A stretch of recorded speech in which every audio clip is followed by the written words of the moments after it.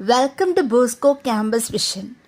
I am Mumtaz, Assistant Professor in Hindi, Don Bosco College, Kottayam.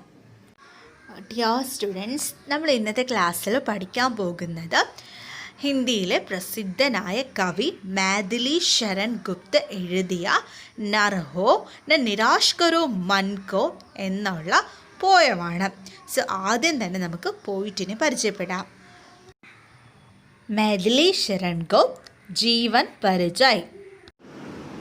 Maithili Sharan Gupt का जन्म 1886 और मृत्यु 1964 में हुई थी. उनका जन्म झांसी के निकट चिरंगांव में हुआ था. ये द्विवेदी काल के सबसे लोकप्रिय कवि थे.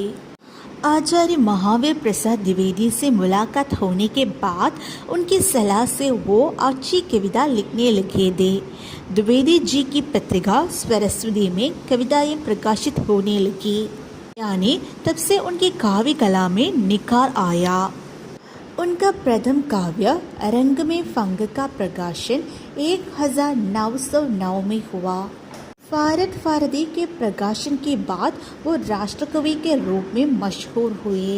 उन्होंने 2 महाकाव्यों और 19 खंड काव्यों की रचना की है. इनकी प्रायः सभी रचनाएं राष्ट्रीयता से ओतप्रोत है. खड़ी बोली का कविता में सबसे पहले सफल प्रयोग गुप्त जी ने ही किया था.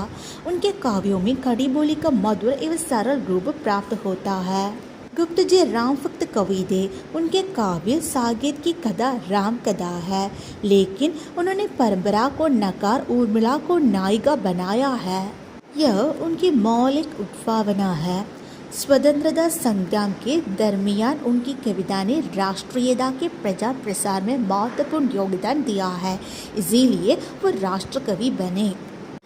രാഷ്ട്രകവി എന്ന പേരിൽ അറിയപ്പെടുന്ന മാതിലി ശരൺ ഗുപ്തിൻ്റെ ജീവിത കാലയളവ് 1886 മുതൽ 1964 വരെയാണ്.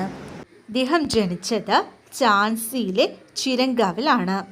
ദ്വിവേദി യുഗത്തിലെ ഏറ്റവും ജനപ്രിയനായ കവിയായിരുന്നു അദ്ദേഹം. ഹിന്ദി കാവ്യ സാഹിത്യത്തെ അതിൻ്റെ ഉത്ഭവം മുതൽ നമ്മൾ തരംതിരിച്ചിട്ടുണ്ട്. അതിൽ ആദ്യം ആദികാൽ, ഭക്തികാൽ, രീതികാൽ, അത് കഴിഞ്ഞ് ആധുനികാൽ.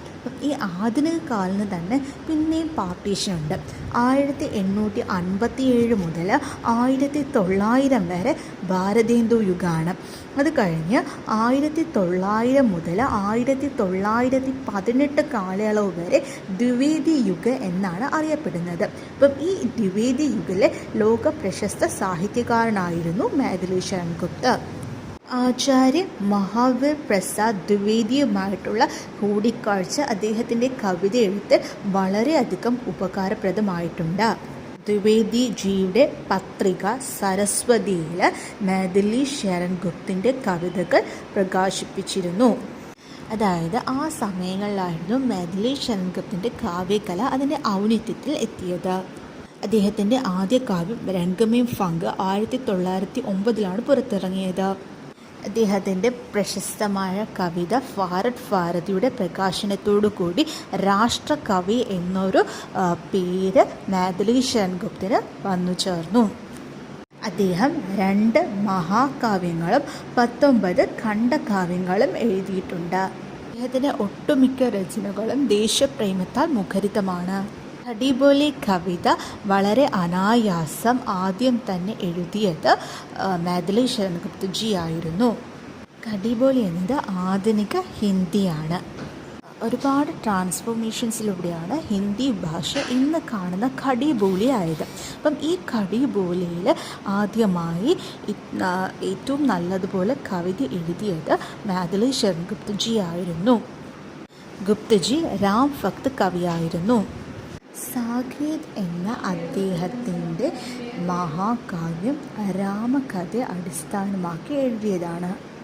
എന്നാൽ അദ്ദേഹത്തിൻ്റെ സാകേത് എന്ന കഥയുടെ കേന്ദ്ര കഥാപാത്രം ഊർമിളയായിരുന്നു. അതായത് ബാക്കിയുള്ള പോയിറ്റ്സ് തങ്ങളുടെ കാവ്യങ്ങളിൽ പ്രധാനപ്പെട്ട കഥാപാത്രമായി തിരഞ്ഞെടുക്കുന്നത് രാമൻ അല്ലെങ്കിൽ സീതയായിരിക്കും. അപ്പം ഇത് അവരിൽ നിന്നും മാറി മറ്റ് കവികളാൽ ഉപേക്ഷിക്കപ്പെട്ട ലക്ഷ്മണൻ്റെ ഭാര്യ ഊർമിളയെയാണ്, സീതയുടെ സഹോദരിയായ ഊർമിളയെയാണ് പ്രധാന കഥാപാത്രമായിട്ട് സാകേതിൽ അവതരിപ്പിച്ചിരിക്കുന്നത്. നമ്മുടെ സ്വാതന്ത്ര്യ സമര കാലങ്ങളിൽ അദ്ദേഹത്തിൻ്റെ കവിത ദേശീയത വളർത്തുന്നതിൽ, അത് പ്രചരിപ്പിക്കുന്നതിൽ ഒരുപാട് പങ്ക് വഹിച്ചിട്ടുണ്ട്. അതുകൊണ്ട് തന്നെ അദ്ദേഹത്തിന് രാഷ്ട്രകവി എന്ന പേരിലാണ് അറിയപ്പെടുന്നത്. मैथिली शरण गुप्त जी की अन्य प्रसिद्ध रचनाओं में साकेत, यशोधरा, जयद्रथवध, चंकार, सिद्धराज, कुणाल गीत, अनग, पंचवटी, द्वापर, नहुष, पृथ्वीपुत्र, प्रदक्षिणा आदि है. प्लासी का युद्ध, मेघनाद वध, वृद्धसंहार आदि गुप्त जी की अनुदित रचनाएं हैं. मैथिली शरण गुप्त ജിയുടെ പ്രസിദ്ധമായ മറ്റ് രചനകളാണ് സാകേത്, യശോധര, ജയദ്രഥവധ്, ചങ്കാർ, സിദ്ധരാജ്, കുണാൽ ഗീത്, അനക്, പഞ്ചവടി, ദ്വാപർ, നഹുഷ്, പൃഥ്വിപുത്ര, പ്രദക്ഷിണ.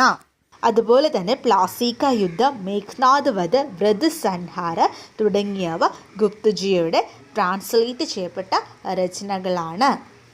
ഗുപ്തജി की कविता का मुख्य स्वर राष्ट्रप्रेम है. फारद फारदी में प्राचीन फारदीय संस्कृति का प्रेरणाप्रद चित्रण हुआ है. उनकी कविताओं में आज की समस्याओं और विचारों के स्पष्ट दर्शन होते हैं.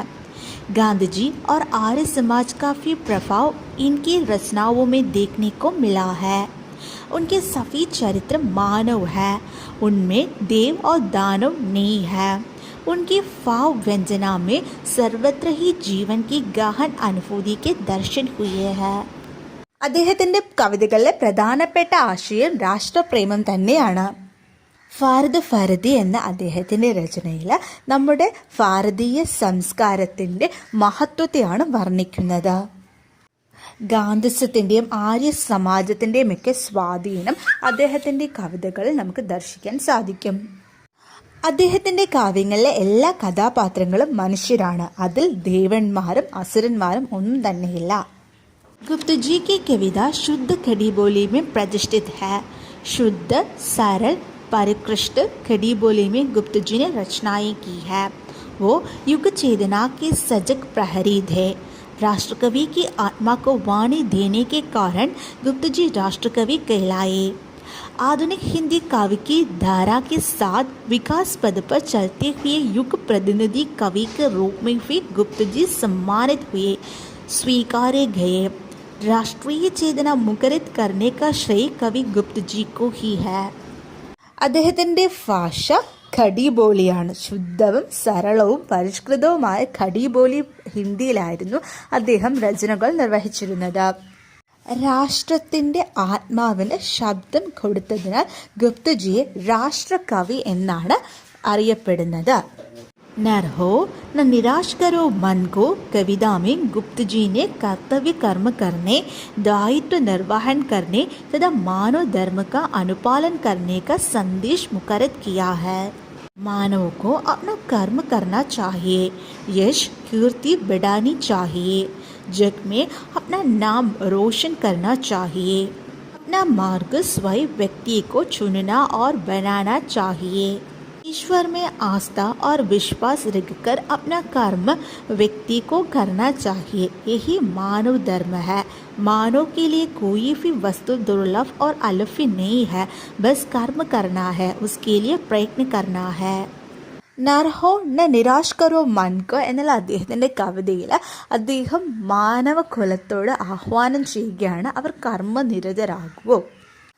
ഒരുപാട് തടസ്സങ്ങളും പ്രതിസന്ധികളും എല്ലാം നമുക്ക് മുന്നിൽ വരും. അതിനെയെല്ലാം അതിജീവിച്ചുകൊണ്ട് മുന്നേറാനുള്ള ഒരു ആഹ്വാനമാണ് നർഹോ ന നിരാശ് കരോ മൻകോ എന്നുള്ള ഈ കവിതയിലൂടെ അദ്ദേഹം നമ്മളുമായി പങ്കുവയ്ക്കുന്നത്. എല്ലാവർക്കും ഇന്നത്തെ ക്ലാസ് ക്ലിയർ ആയെന്ന് പ്രതീക്ഷിക്കുന്നു. Thank you for watching.